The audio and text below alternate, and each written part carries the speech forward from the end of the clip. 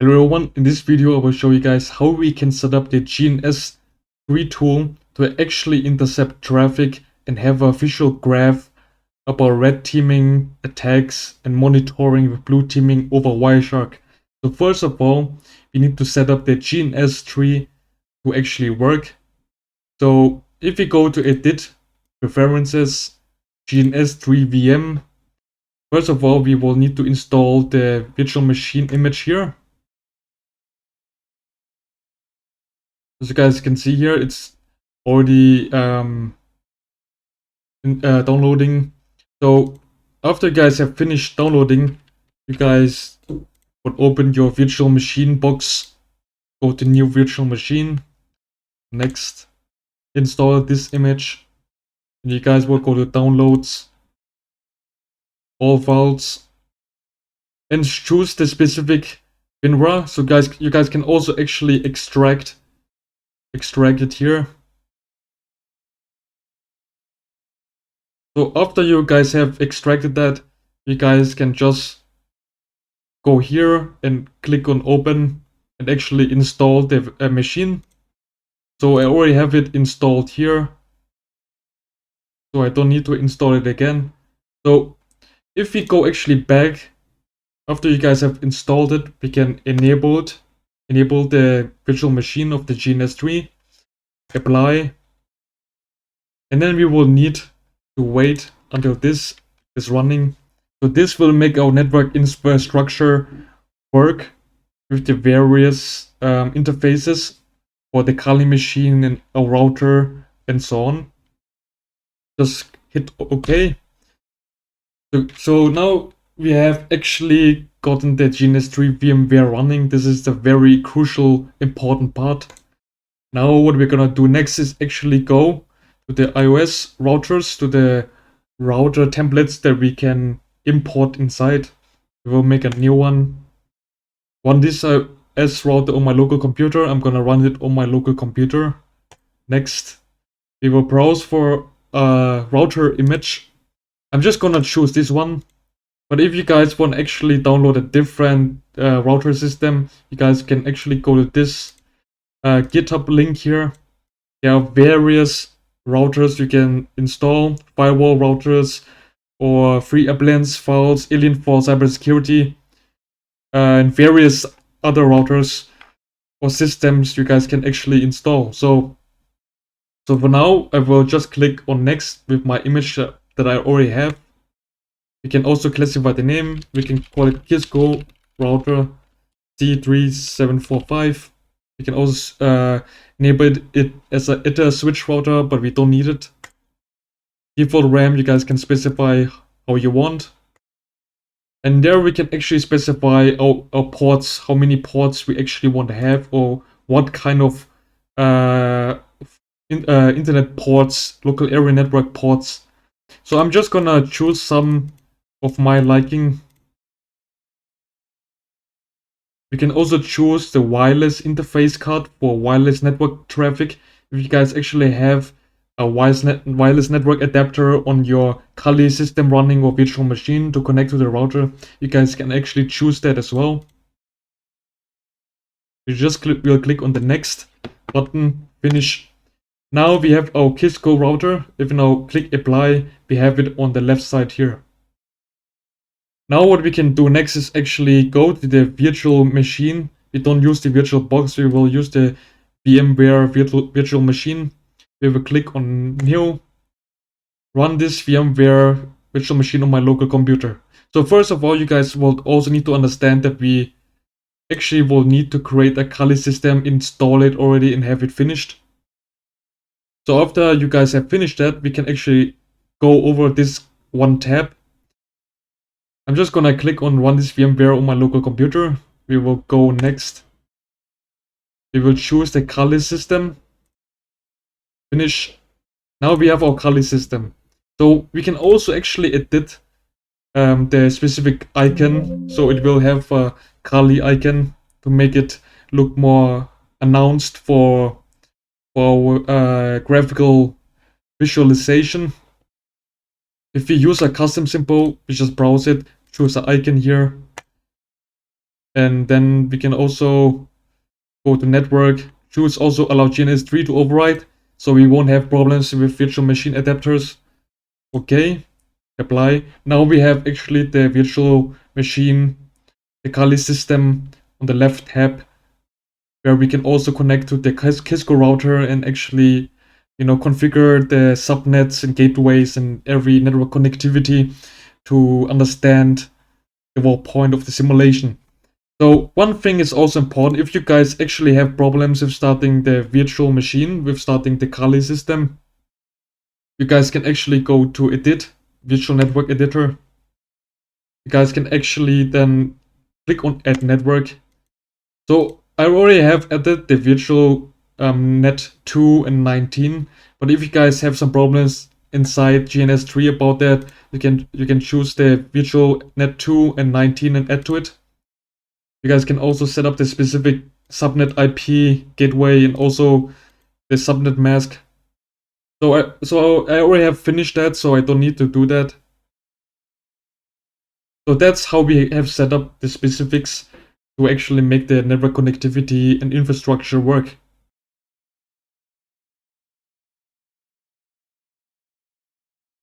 In this video section, I will show you guys how we can actually create a topology for your network infrastructure.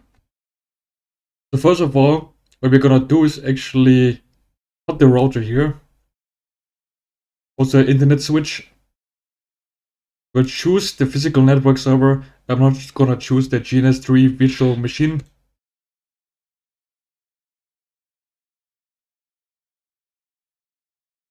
We can also use the Kali virtual machine here. And the default PC.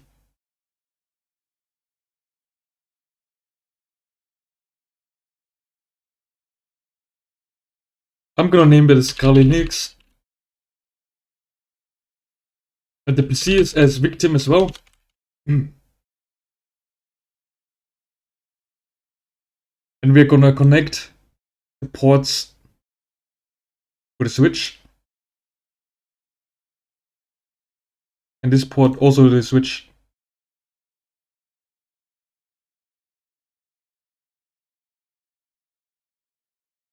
And I'm gonna connect the switch to the router, where we'll set up a subnet, IP subnet on this specific bus internet 0-0 port. And as you guys can see the labels of the ports, we can actually show hide interface labels as well. I'm just gonna show that because it's more easy for us to understand. So for us to assign the IP subnets to the switch, and from the switch to assign the private IP addresses to the victim in the Kali virtual machine, we need to set up the router to actually assign that. So we're gonna open the console. Sorry, we need to first start it. Let's open the console then. This is where we can set up our system. We need to wait until everything gets set up first. This is gonna take a bit. After it has finished setting up, we can actually write sh for show, IP for IP address, int for interface, brief for the summary of it. If we hit enter again, we can see, for example, that the fast internet 0-0 has an undersigned IP address. State is okay, method is unset, and it's down. So first of all, we will type inside en, then config to configure the router. There's a configuration command. So we will also write int for interface f0-0. So we can actually then configure actually this specific bus internet port 0-0, which actually connects to the switch and assigns the subnet. So after that, we will actually set up the subnet with IP address 192.168.0.1 for the gateway and a subnet mask as well. Just hit enter. Next, we need to also basically write a command called no shut, means no shutdown, to enable the fast internet port to actually assign the connectivity to the switch. So after we have actually typed inside no shut, it shows here that we have changed the state to up. Now if we go right inside exit, and write the same command like before, sh ip int brief, to look at the state of the fast internet interface says. Now we can see the IP address has the gateway 192.168.0.1. The status is up, protocol is up. So now we have finished setting this up. So next we're actually gonna set up the machines. So first of all, we will actually start the machine here. It will also start the Kali machine. It will automatically start the Kali machine on the virtual machine workstation. You guys just need to log in.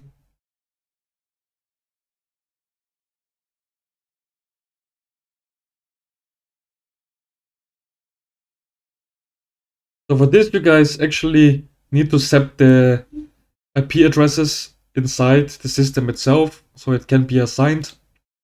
So we will actually open the console from the default PC. We write IP, you can see how we can actually set it up. So now we will actually write IP 192.168.0 and a specific private IP at the end we want for announcing our device or virtual machine. I will announce it as the number 77/24 for IPv4, and then we will also write the gateway IP address. So all the traffic can actually get assigned to the PC from the router through the switch. Now we can see it's checking for duplicate addresses.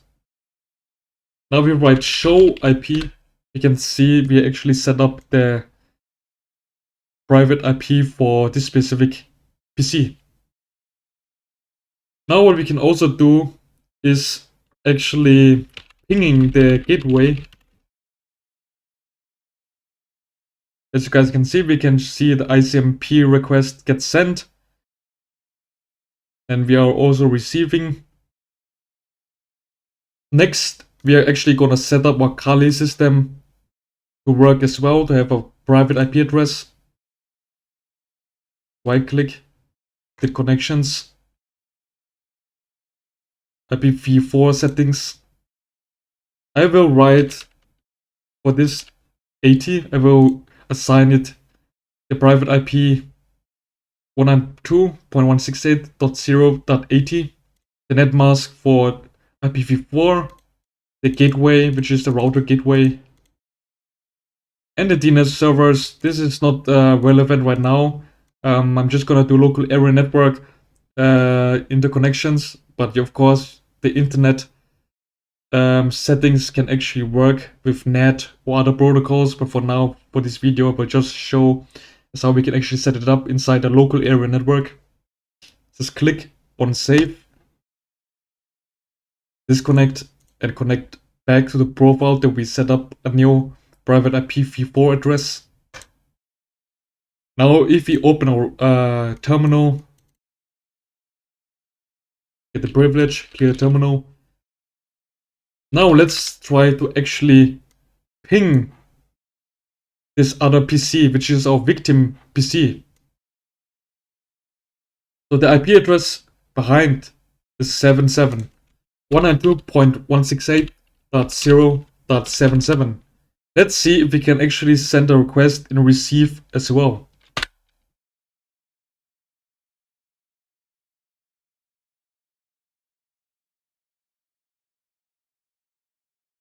As you guys can see, we have successfully built a network infrastructure with a subnet where we can also interact with each other by sending packets over.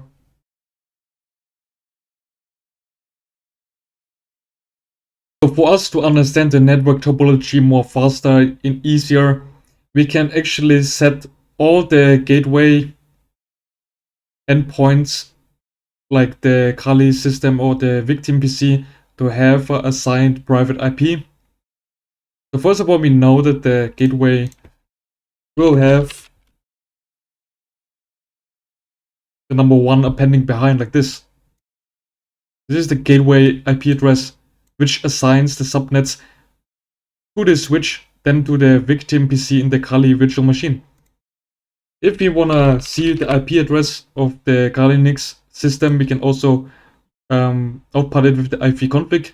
We copy that. We assign it like here. Clear this window. We can also see from show IP in the default setup PC of GNS3. You can see the IP address here. So if we go back, we can also assign it here. So now you guys actually see we have assigned the private IP addresses to the virtual machine and the gateway. Why is that? It's because we can understand the network infrastructure more easily to analyze it and also send packets over. So next what we can do is actually we can listen to all the specific internet protocols, ports that get connected over from the switch to the router or from the virtual machines to the switches and then to the router. So what we can do is actually right click on this one, start capture. You can also packet filters as well. But for now, I'm just gonna be starting the capture. And as you guys can see here, that's the data traffic of the network interface of the virtual machine of Kali Linux. So what we can do next, as you guys can see, we have an icon here for capturing. We can try to actually send a ping request to the victim to test it out. That's the IP address of the victim PC. So as you guys can see, we sent a echo SMP request and also get a reply. Now we stop it. Of course, it's gonna stop and show nothing here. So what we can also do is actually send a up spoofing request as well. Let's see how it looks like. As you guys can see here, we are getting a up request.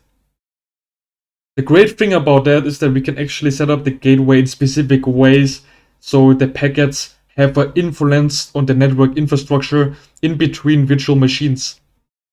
So on the way as how you set up actually the gateway router has a lot of influence as how the network traffic will look like.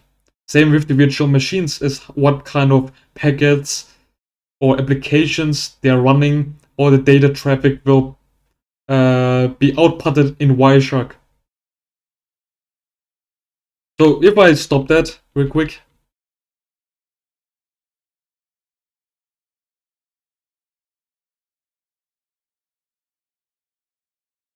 you will see that up request will actually not be shown anymore.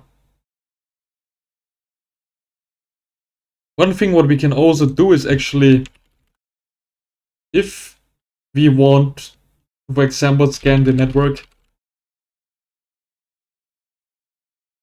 we can also detect devices inside the network, of course, which will be the Kali system itself and also the victim machine, a private IP.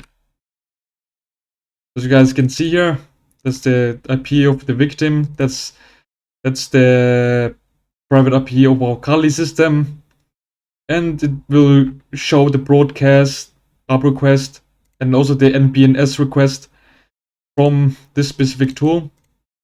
Who has the IP? It will actually ask every IP address in the subnet to tell the Kali system, which can be outputted for us to see. So that's how it works. It's very simple to analyze the infrastructure and understand it. It's very useful for network engineers or network professionals to understand the networking infrastructure and actually to see what called the packets or the router settings have have a specific influence over the whole network architecture, or let's say infrastructure.